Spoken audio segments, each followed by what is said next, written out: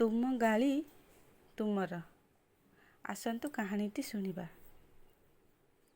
ଥରେ ବୁଦ୍ଧଦେବ ତାଙ୍କ ଶିଷ୍ୟମାନଙ୍କ ସହିତ ବସି ଆଲୋଚନା କରୁଥିଲା ବେଳେ ଜଣେ ଲୋକ ସେଠାରେ ଆସି ପହଞ୍ଚିଲା।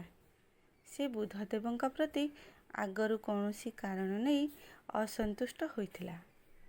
ଲୋକଟି ରାଗିଯାଇ ଅକଥ୍ୟ ଭାଷାରେ ବୁଦ୍ଧଦେବଙ୍କୁ ମନ ଇଚ୍ଛା ଗାଳିଦେଲା।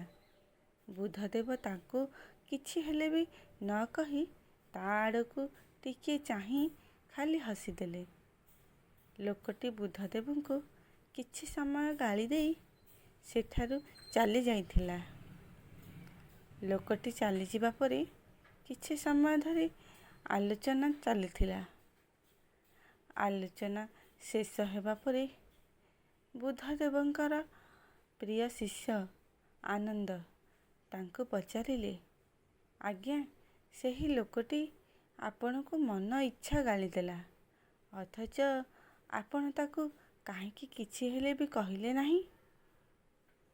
ବୁଦ୍ଧଦେବଙ୍କ ପାଖରେ ଫୁଲମାଳଟିଏ ଥିଲା। ସେ ମାଳଟିକୁ ଦେଖାଇ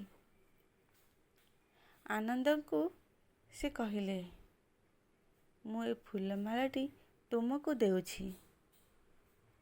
ତୁମେ ଯଦି ତାହା ଗ୍ରହଣ କରିବ ନାହିଁ, ତେବେ ମାଳଟି କାହାର ହେବ? ଆନନ୍ଦ କହିଲେ, ମୁଁ ମାଳଟି ନ ନେଲେ ଆପଣଙ୍କର ମାଳା ଆପଣଙ୍କର ହେବ। ବୁଦ୍ଧଦେବ କହିଲେ, ଆନନ୍ଦ, ତୁମେ ଠିକ୍ କହିଛ।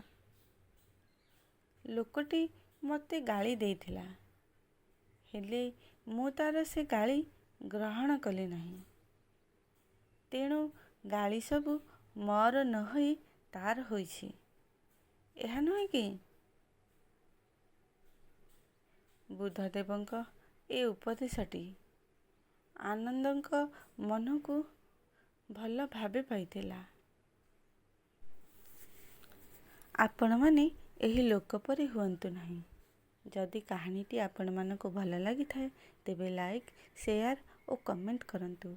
ଯଦି ଆପଣମାନେ ମୋ ଚ୍ୟାନେଲରେ ନୂଆ ଅଛନ୍ତି, ତେବେ ଚ୍ୟାନେଲଟିକୁ ସବସ୍କ୍ରାଇବ୍ କରିନିଅନ୍ତୁ। କାହାଣୀଟିକୁ ଶେଷ ପର୍ଯ୍ୟନ୍ତ ଶୁଣିଥିବାରୁ ଆପଣମାନଙ୍କୁ ଅନେକ ଅନେକ ଧନ୍ୟବାଦ।